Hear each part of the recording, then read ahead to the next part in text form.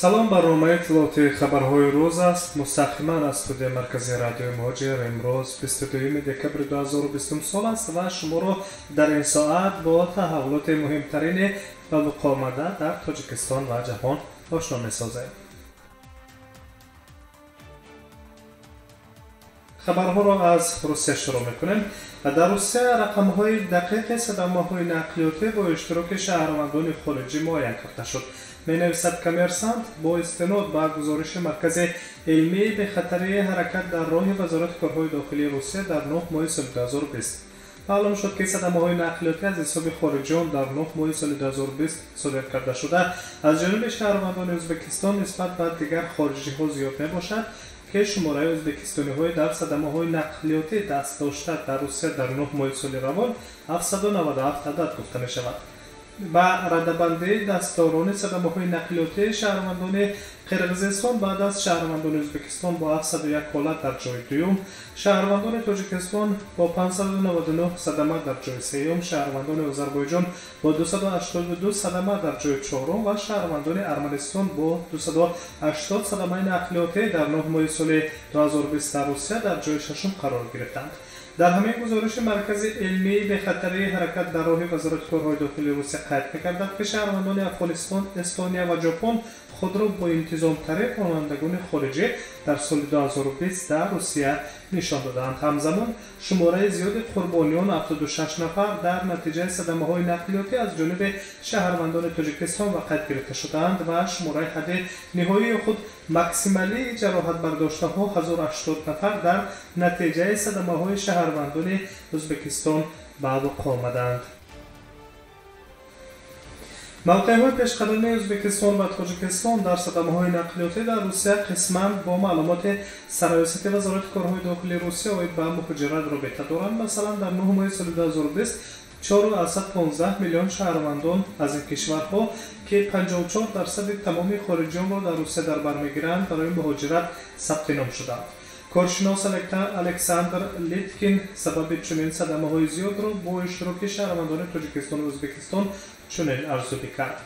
муҳоҷирон, ки дар таксӣ кор мекунанд, одатан режими кор ва истироҳатро риоя намекунанд, 14-16 соат кор мекунанд, ки ин ҳам боиси садамаҳо мешавад, қайд мекунад мутахассис. дар маҷмӯъ шумораи садамаҳои бо иштироки шаҳрвандони хориҷӣ дар соли 2020 дар русия низ коҳиш ёфта аст. дар 3000 садамаҳои ба қайд гирифта шуда ронандагон аз кишварҳои иттиҳоди давлатҳои мустақил тақрибан 18.4% гунаҳгор ҳисобида шудаанд.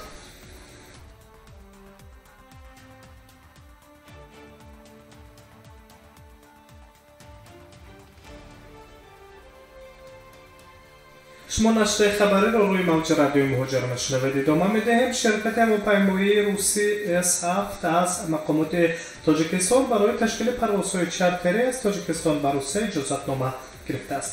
дафтари матбуоти сафорати русия дар тоҷикистон мегӯяд, ки ширкати ҳавопаймоӣ нахустин парвози худро рӯзи 18 декабр дар масири Хуҷанд-Москав анҷом додааст.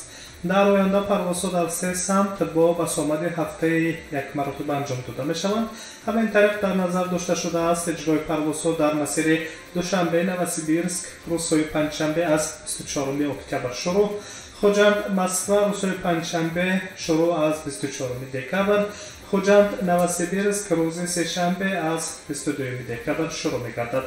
ин парвозҳо барои интиқоли шаҳрвандони русия инчунин шахсоне пешбинӣ шуданд, ки мутобиқи фармони ҳукумати русия аз 16 марти соли 2020 таҳти рақами 635 барои вуруд ба русия асос доранд. ҳамзамон як шарти дигари иҷозати вуруди шахсоне, ки шаҳрвандии русияро надоранд, иборат аз он аст, ки онҳо хулосаи муассисаи тиббиро дар бораи орӣ будан аз сирояти коронавирус на дертар аз 3 рӯз пеш аз вуруд шудан ба русия дошта бошад. чиптаҳои ин парвозҳо тавассути вебсайти расмии ширкати ҳавонавардии S7 ва намояндагии ин ширкат дар Тоҷикистон фурӯхта мешавад. S7 Airlines як ширкати ҳавопаймоии Русия мебошад, ки ҳамлу нақли ҳавоии дохилӣ ва байналмилалиро анҷом медиҳад. бо сабаби пандемия ҳаракати мунтазами ҳавоӣ байни Тоҷикистон ва Русия муваққатан қатъ шуд. ба ҷои ин мақомоти ду кишвар парвозҳои чартерии содиротиро оғоз карданд. дар моҳи декабр 146 парвози чартерӣ аз Русия ба Тоҷикистон ба нақша гирифта шудааст.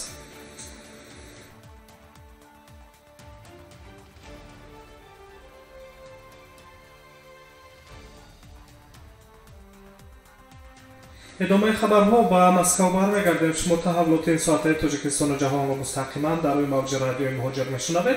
مقامات روسیه و قرقیزستان درباره عفو قانونی مهاجران مهنتی از جمهوری قرقیزستان به موافقه رسیدند. در این باره اجرا کننده وظیفه سروزیر جمهوری قرقیزستان ارتیم نوویکوف ضمن پخش مستقیم در شبکه‌های اجتماعی خبر داد و گفته وی مسئولان دو کشور در این زمینه یکجا کار برده شدند. همکاران از روسیه می‌فهمند که بنابر قانون ویرانکنی مأموری خود منع ورود به قلمرو کشور روسیه برای چندین سال یا حتی تا ابد مجازات شدید است، گفته است ارتیم نوویکوف. باید قید کرد که در مقایسه با نمایندگان ازبکستان یا تاجیکستان برای شهروندان قرقیزستان در روسیه رژیم خود چاره به قول ملایمی بوده باش مقرر شده است. همین طریق شهروندان قرقیزستان به گرفتن پتنت کار پیدا میکنند و باید به دانستن زبان روسیه و تاریخ فدراسیون روسیه نیز امتحان نمیسپارند. این به آن دلیل است که قرقیزستان عضو اتحادیه اقتصادی اوراسیا میباشد که به اعضای آن گردش آزاد مال، سرمایه و قوه کاری کفالت داده میشود. اما هر یک کشور برای خارجیان محدودیت‌های معینی مهاجرت خود را مقرر می‌کنند. بیان کردن این قاعده‌ها باعث اخراج، جریمه و حتی منع ورود است. برای چنین کاتگوری‌های شهروندان قرقیزستان علاقه عفو قانونی گذرانیده شده است. باریوخی روسیه چنین عفو را برای قرقیزستانی‌ها مهم است که سال 2019 اعلام کرده بود. عفو نسبت قرقیزستانی‌هایی که در جستجو قرار دارند و به آنهایی که با قرار صلح ورودشان به روسیه منع کرده شده‌اند تطبیق نمی‌شود.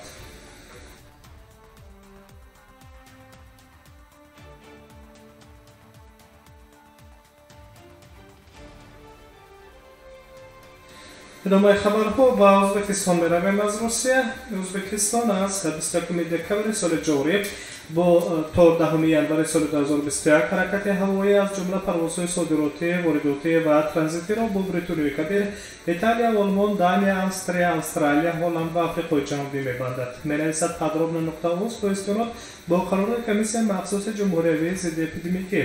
این تصمیم با سبب شدیدتر شدن وضع اپیدمیولوژی در جهان و اینچنین پیشگیری از پیدایش منبع‌های نوی سرایت کرونا ویروس قبول شده است. شهروندان ازبکستان که توسط کشورهای سوم به ازبکستان از بریتانیای کبیر، ایتالیا، آلمان، دانیا، استرالیا، هلند و آفریقای جنوبی می‌آیند باید دوره قرنطینه حتمی 14 روزه را پس سر کنند.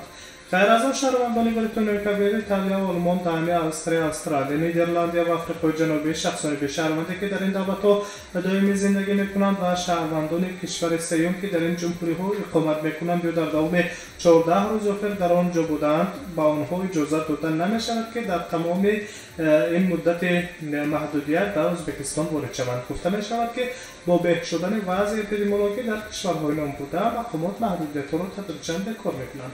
یادآور می‌شویم که ازبکستان مرز خود را 1 اکتبر باز کرد. مقامات این کشور محدودیت‌های ورود و برآمد را توسط راه‌های هوایی، زمینی و آبی با رعایت قاعده‌های قرنطینه و سانیتاری و هیگینی جاری نمودند.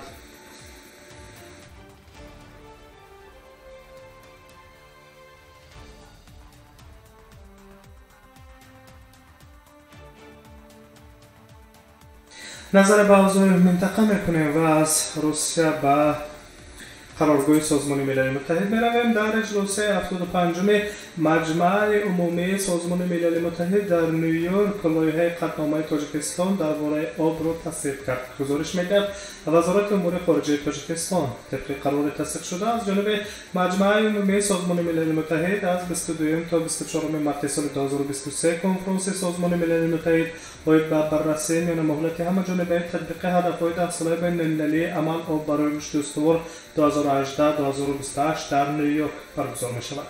آن را تاجیکستان و نیدرلند تشکیل می‌کنند، زیرا محض این دو کشور تشبث را در هم‌مؤلفی پیشنهاد کردند و از جانب اکثریت مطلق کشورهای عضو سازمان ملل متحد دقیقاً از جانب 190 کشور جهان دستگیری کرده شدند. معلوم است که در جریان کنفرانس توجه مخصوص به رشد استوار و اداره‌کنی مجموعه ذخیره‌های آب تا سال 2030 به نقشه گرفته شده است. غیر از این سال 2022 در دوشنبه یک کنفرانس بین‌المللی برای دستگیری آمادگی ثمربخش و بررسی همه‌جانبه میان مهلت 10 ساله برگزار می‌شود. قرار قبول شده بار دیگر پیشنهاد می‌کند که سال آینده در نیویورک یک جلسه یک روزه جهت مساعدت به تطبیق هدف‌ها و وظیفه‌ها در ساحه ذخیره‌های آب تشکیل کرده شود. اینچنین در قرارگاه سازمان ملل متحد ماه نوامبر سال 2022 جلسه آمادگی دویم به انجام دادن موضوعهای کنفرانس سازمان ملل متحد 2023 برگزار کرده می‌شود.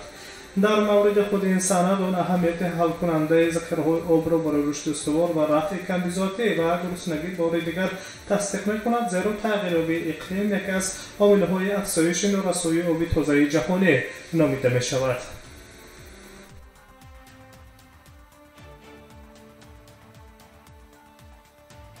شما در نشر خبری این ساعته با مهمترین تفصیل خبرهای تاجیکستان و جهان در روی موج رادیوی مهاجر آشنا شدید. سلامت باشید. در ساعت‌های بعد انتظار خبرهای تازه و فوق‌العاده در روی موج رادیوی مهاجر بمانید.